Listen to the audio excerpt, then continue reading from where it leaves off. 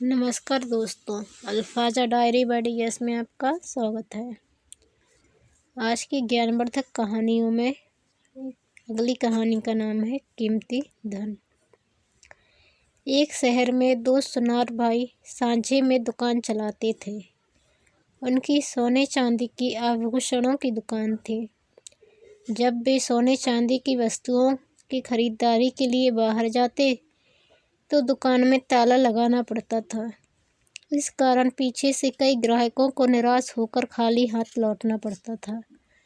इस समस्या से निपटने के लिए उन्होंने सोचा, क्यों न हम एक योग्य एवं अनुभवी नौकर अपनी दुकान में काम करने के लिए रख लें।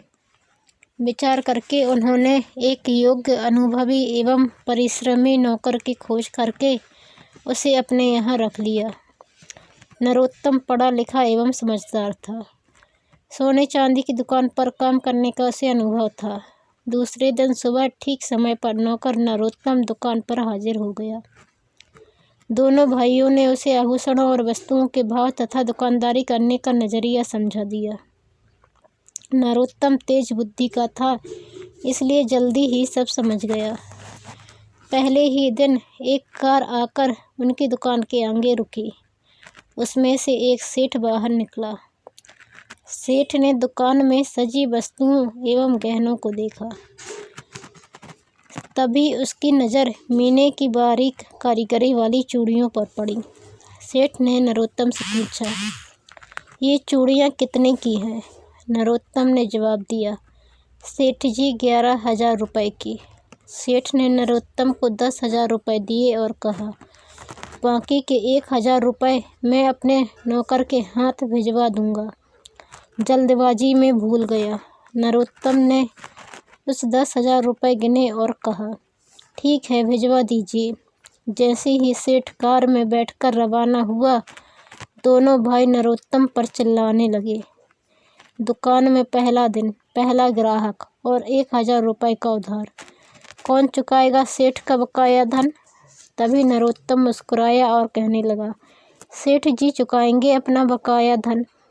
मैं भी उनकी आंखों की बेईमानी समझ गया था।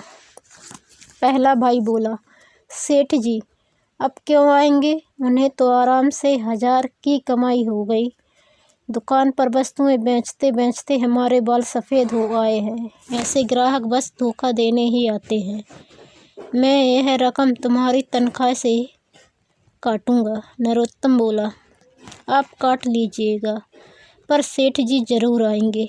मेरा दाव उन्हें खींचकर वापस दुकान पर लाएगा, और वह भी 1,000 रुपयों सहित, समझे? दोनों भाइयों को नरोत्तम पर यकीन नहीं आया। सेठ जी के 1,000 रुपये कम देने और उनके चेहरे की चतुराई देखकर नरोत्तम ने तुरंत अपनी बुद्धि तथा अनुभव से काम लिया था। चूड़ियाँ 8 थीं। उसने 4 बांध कर दे दी। उसे मालूम था कि घर जाते ही सेठानी सेठ जी को चूड़ियों की संख्या कम बताएगी। तब सेठ जी सिर पर पाँव रखकर भागे आएंगे। तब नहले पर दहला हो जाएगा। मालिक की भी उसकी चतुराई का लोहा मान जाएंगे। सारा खेल नरोत्तम ने काफ़ी सोच विचार के साथ खेला था। अभी नरोत्तम सोच ही रहा था कि सेठ का नौकर आया। नरोत्तम का अनुमान सही निकला। नौकर ने 1,000 रुपये नरोत्तम को दिए। नरोत्तम रुपये लेकर नौकर से बोला, माफ़ी चाहता हूँ, जल्दबाजी में भूल हो गई। फिर उसने शेष बची 4 चूड़ियाँ दे दी। नरोत्तम ने नौकर से कहा, सेठ जी को कह देना कि मैं पूरी चूड़ियाँ बांध ना सका, इसके लिए मैं क्षमा मांगता हूँ। नौकर चला गया। तभी दोनों भाई एक साथ बोले, वाह नरोत्तम, तेरे अनुभव की तो दाद देनी पड़ेगी। हमें जैसे व्यक्ति की तलाश थी, वह तुम ही हो। नरोत्तम मन ही मन खुश होने लगा। उसने तुरंत कहा, मालिक जानते हैं दुनिया में सबसे कीमती धन क्या है? दोनों ने एक साथ कहा, नहीं। नरोत्तम बोला, दुनिया का सबसे कीमती धन अनुभव है, जिससे हम सामने वाले की असलियत पहचान सकते हैं।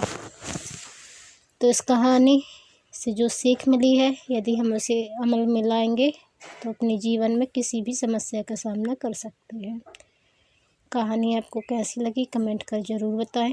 चैनल पर नए आए हैं तो प्लीज़ चैनल को सब्सक्राइब कर बेल आइकन पर क्लिक कर लें और वीडियो को शेयर करना ना भूलें। धन्यवाद।